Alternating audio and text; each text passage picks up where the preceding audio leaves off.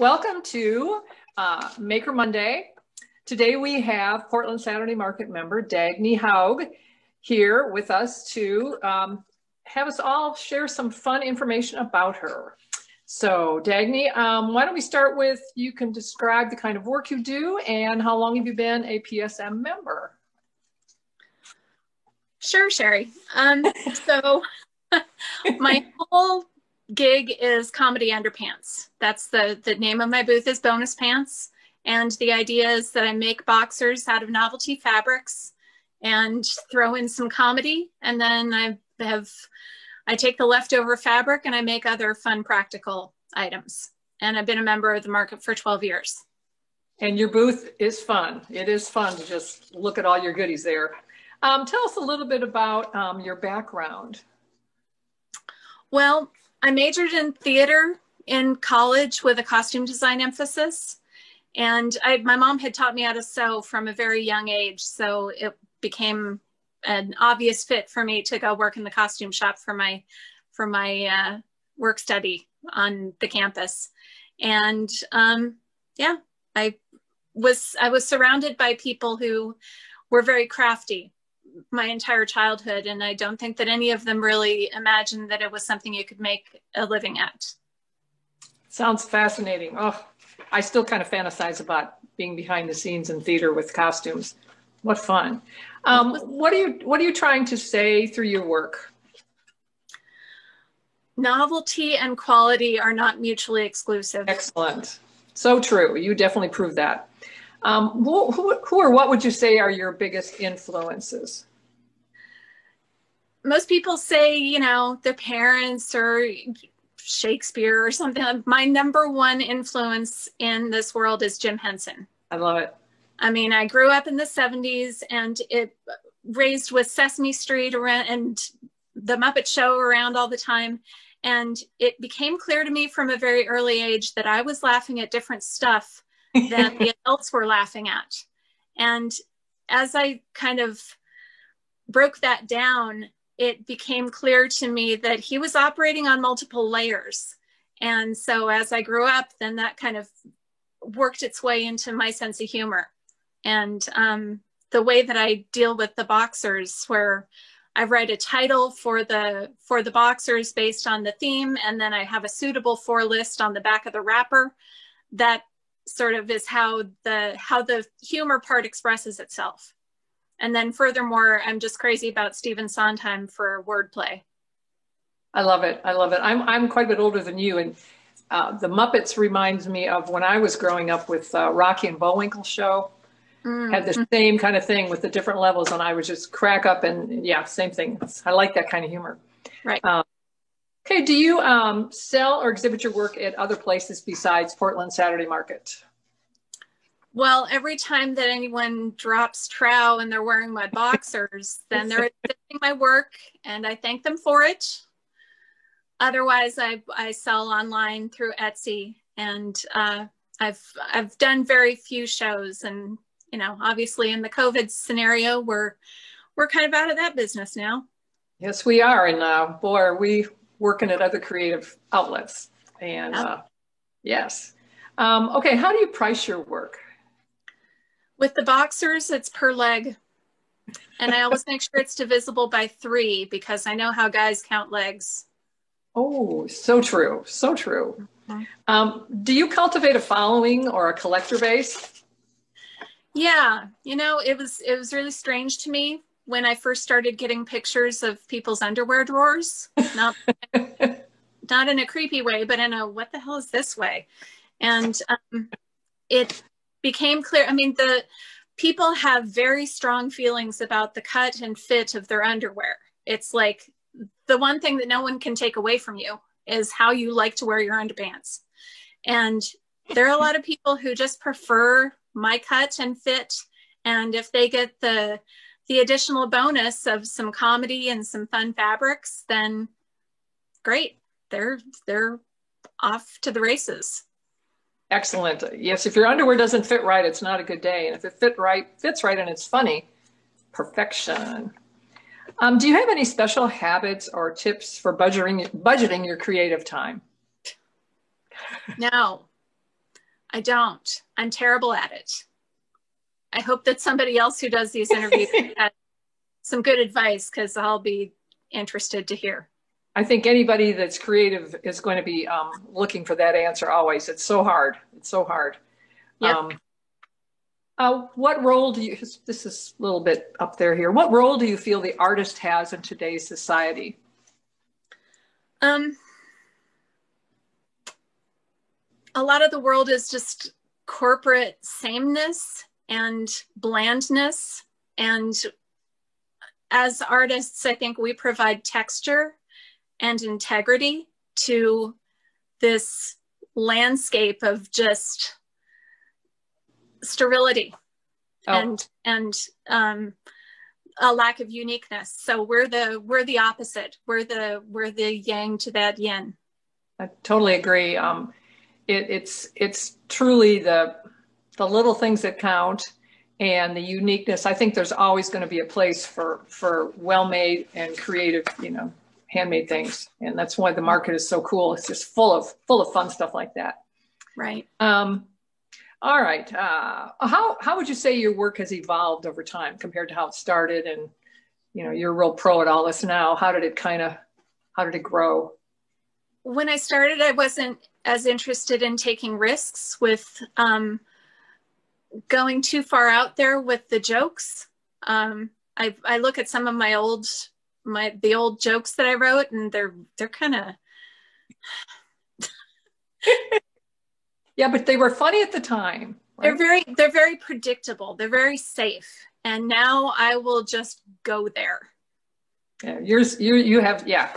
I bet you get a lot of people when they're reading, you get the look on their face and their laugh and their, because yeah. It's wonderful. Okay, what is your most favorite part of creating your work, and what would you say is your least favorite? My favorite part is when I take on a new fabric. There has to be something there that makes it clear to me that there's going to be enough to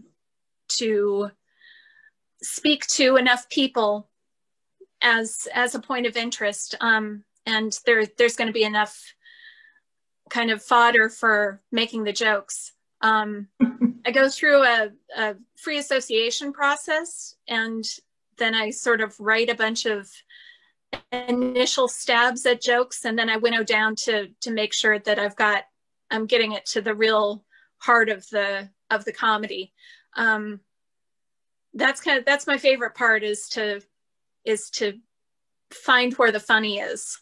God, I would love to listen to you during that process. I bet it's a hoot. It usually involves alcohol, Like I got the trick. It's okay. Yeah. I guess my least favorite part is that production sewing can get to be kind of a yawn.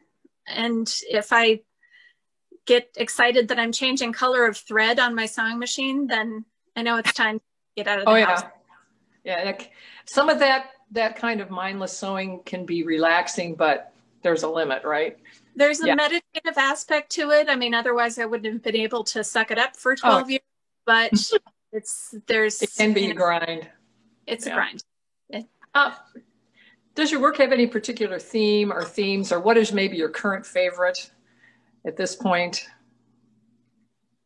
Well, fun fabrics and practical applications. It's not just the boxers I make. I also do a lot of kitchen stuff, like oven mitts and pot holders, double oven gloves, the handles that you put on a cast iron pan. So the theme is to make sure that you get to have daily interactions with stuff that makes you laugh or makes you smile or brings color to your world or whatever. The best kind for daily fun. Right. Yeah.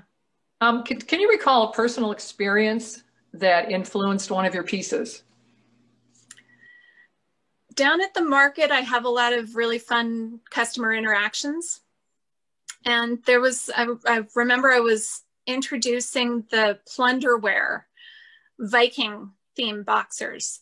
And there was a guy he was a regular customer, and he came to the booth, and I showed him what was new and showed him the Plunderwear, and he said, "Oh, I'll bet they're built fjord tough." And caught me so off guard with that.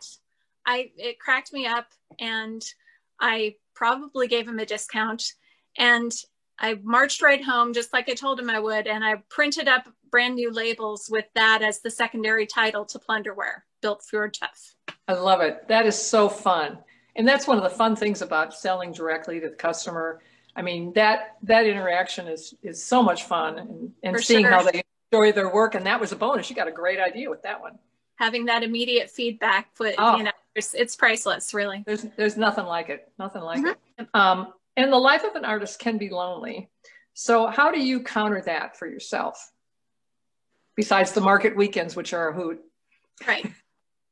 And even now, you know, without the market weekends to rely on for that social angle. You know, I have a group of friends that mostly have corporate jobs, and even though they typically bore me senseless with their complaints about their jobs, and I did my best at trying to encourage them to be entrepreneurial, but then I gave that up because, you know, whatever. Anyway, they can be fun sometimes. So I have groups of friends that I can hang out with. But apart from that, I mean, I was an only child. And so I already have kind of some built-in mechanisms to keep myself entertained. It's always good to be able to entertain yourself. I always think when someone says they're bored, you know, for more than a little bit, I'm like, how can that be? I mean, I get frustrated, but I'm never really bored. So I think we're lucky. We're lucky in that way. What artists would you love to be compared to? That's a weird question for me. I mean, I'm not a painter. I'm not you think of an answer to that question would lead down a particular road, but I mean, Calvin Klein and Egbert Haynes and Joe Boxer, who I really don't think is an actual person. I don't even want to be compared to them because they're corporate. They're responsible for a lot of mass production and a lack of uniqueness. So I don't really think about it that way. It's much more fun to. I think of you as a writer who works with clothing, with textiles, because your themes are such a big part of what you do that are so fun. What's the best piece of advice that you've been given? If you find yourself in a hole, stop digging. Sometimes that's really hard to do too.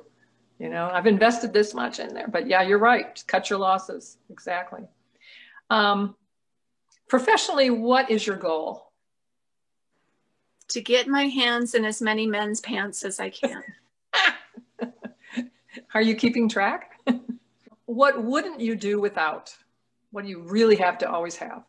Well, a sewing machine, actually. I did a 6-month gig where I taught English in Korea. And I packed a little sewing machine with me because it's important enough to me to take a sewing machine halfway across the world, just so that, and I actually made a quilt while I was there. So it's got to be a constant presence in my life. It's definitely a passion for sure. Okay, the last question I'm going to ask you is why art?